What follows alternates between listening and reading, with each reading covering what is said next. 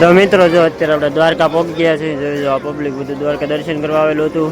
અને સામે તમને દેખાય તે દ્વારકાધીશનું મંદિર છે.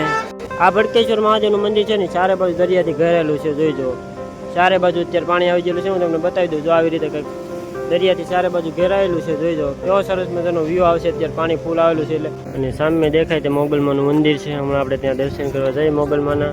તમે બધા મોગલમાના દર્શન કરી લેજો અને કોમેન્ટમાં જયમાં મોગલ લખવાનું ભૂલતા નહીં. હેલો મિત્રો, નિકુલ લાઈફસ્ટાઈલ વ્લોગની અંદર આપનું હાર્દિક સ્વાગત છે. તો આજે આપણે આવી ગયા છીએ દ્વારકા. કેમ કે દ્વારકાધીશનો હુકમ આવી ગયો હતો એટલે દ્વારકા પહોંચી ગયા છે સવારના 8:30. તો હું તમને અત્યારે દ્વારકાધીશના દર્શન કરીને મારી સાથે વિડીયોમાં જોડાઈ રહેજો. તો મિત્રો જો અત્યારે આપણે દ્વારકા પહોંચી ગયા છીએ. જોઈ જો આ પબ્લિક બધું દ્વારકા દર્શન કરવા આવેલું હતું. અને સામે તમને દેખાય તે દ્વારકાધીશનું મંદિર છે. જોઈ જો તમે બધા પણ દ્વારકાધીશના દર્શન કરી લો અને કોમેન્ટમાં જય દ્વારકાધીશ લખવાનું ભૂલતા નહીં. જો સામે દેખાય છે દ્વારકાધીશનું મંદિર છે ને અત્યારે હમણાં લાઈવ ધજા ચડાવી છે. તો ધજાના પણ તમે દર્શન કરી લો. અને આજુબાજુ જે ફ્લેશ હાલ છે ને બધા આપણે બતાવશું. ને આપણે છે તળાજાથી અત્યારે દ્વારકા આવ્યા છે દ્વારકાધીશના દર્શન કરવા. જોઈ જો આ બધું પબ્લિક આવેલું હતું.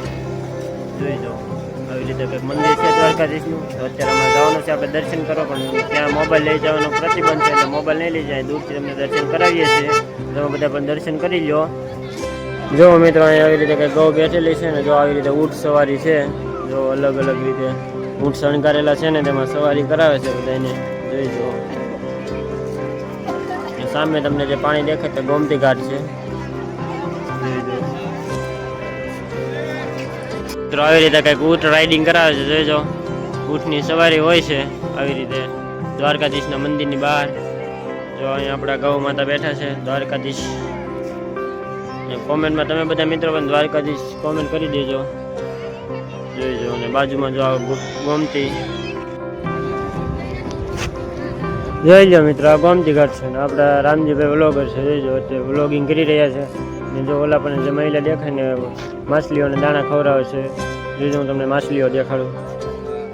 જોઈજો કેટલી બધી માછલીઓ છે. જોઈજો ટોળા દેખાતી રહેશે તમને. જોઈજો આવી રીતે માછલીઓ ખવડાવે છે. સામે દેખાય છે દ્વારકાધીશનું મંદિર છે. જોઈજો તો મિત્રો અત્યારે આપણે આવી ગયા છે દ્વારકામાં ભડકેશ્વર મહાદેવના મંદિરે. તો હું તમને દેખાડું ભડકેશ્વર મહાદેવનું મંદિર. જોઈજો સામે દેખાય છે ભડકેશ્વર મહાદેવનું મંદિર છે. તમે બધા પણ ભડકેશ્વર મહાદેવના દર્શન કરી લો અને કોમેન્ટમાં જય હર હર મહાદેવ લખવાનું ભૂલતા નહીં. જોઈજો આ ભડકેશ્વર મહાદેવનું મંદિર છે ને ચારે બાજુ દરિયાથી ઘેરેલું છે. જોઈજો ચારે બાજુ અત્યારે પાણી આવી ગયેલું છે. હું તમને બતાવી દઉં. જો આવી રીતે કંઈક દરિયાથી ચારે બાજુ ઘેરાયેલું છે. જોઈજો કેવો સરસ મજાનો વ્યૂ આવશે. અત્યારે પાણી ફૂલ આવેલું છે એટલે. અને સામે દેખાય છે દીવાડાની છે દ્વારકાની. જો આવી રીતે પબ્લિક બધું દર્શન કરવા આવેલું હતું. અને આવડું આ છે ભડકેશ્વર મહાદેવનું મંદિર. કોણ કોણ આ ભડકેશ્વર મહાદેવના મંદિરે આવી ગયેલા છે તે કોમેન્ટ કરીને જણાવી દેજો.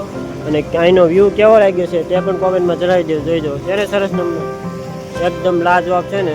જો આવી રીતે કંઈક ભડકેશ્વર મહાદેવ ચારે બાજુ દરિયાની વચ્ચે બેઠેલા છે. વ્યૂ આવે છે. જોઈજો આ બધું પબ્લિક છે દર્શન કરવા આવેલું હતું અહીંયા.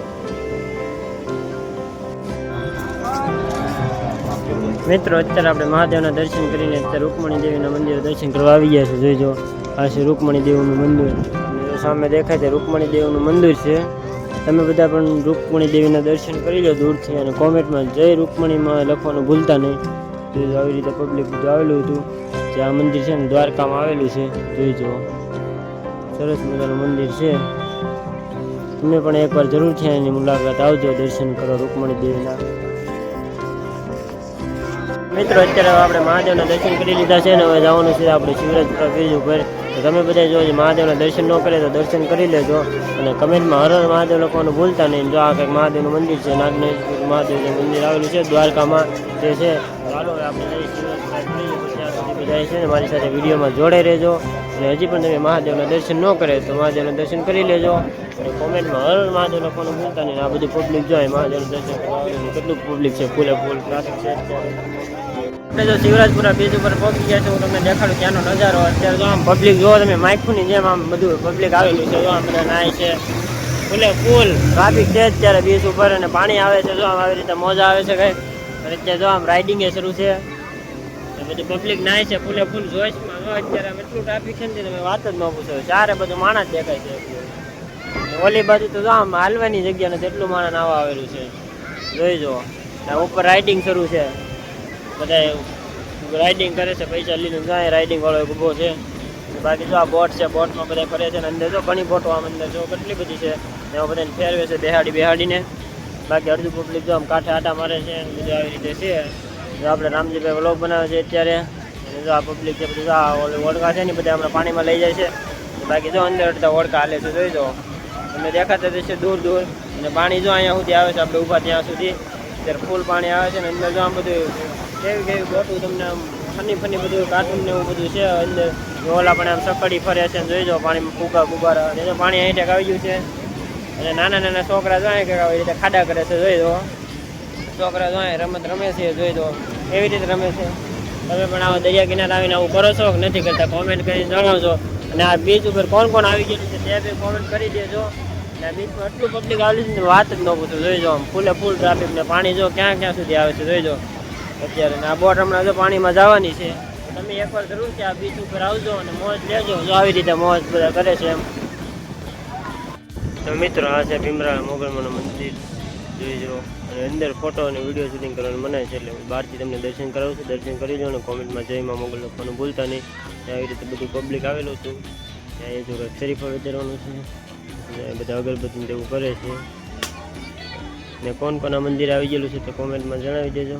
ન આવ્યો હોય તો એકવાર જરૂરથી આવજો આ મંદિરે મોગલમાના દર્શન કરવા. તો મિત્રો દ્વારકામાં આવેલું ગોપી તળાવ જોઈજો. આ છે ગોપી તળાવ, જ્યાં ગોપીઓ નાવા આવતી. શ્રી કૃષ્ણ ત્યાં વૃક્ષ ઉપર બેસીને તેના વસ્ત્ર સંતરતા જે તળાવ છે ને જે આવડો છે ગોપી તળાવ, જોઈજો. આવી રીતે કંઈક છે ગોપી તળાવ. જો અહીં બધા સ્નાન કરવા આવેલા છે અત્યારે. આવી રીતે જો બધી બાજુ પગથિયા બનાવેલા છે ચારે બાજુ ઉતરવાના અંદર, જોઈજો. અત્યારે પાણી બહુ નથી ભરેલું, થોડું છે. બાકી તો જો આમાં બદક ઉતરે છે અત્યારે. પબ્લિક કોક આવેલું ઓછું છે સ્નાન કરવા. બીજું જો આ બાજુ હતું બધું, જોઈજો. આવી રીતે કંઈક ગોપી તળાવ છે, જો હું તમને બતાવી દઉં. ત્યાં લખેલું ગોપી ઘાટ એટલે ગોપી તળાવ, જોઈજો.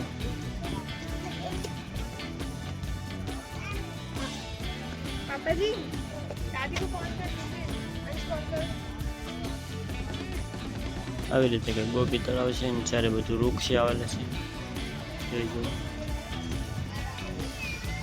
છે ને સરસ મજાનું ગોપી તળાવ. કોણ આવેલું છે તો કોમેન્ટ કરીને જરાક જણાવી દેજો ને. હજી સુધી મારી ચેનલને સબસ્ક્રાઈબ ન કરી તો સબસ્ક્રાઈબ કરી લેજો.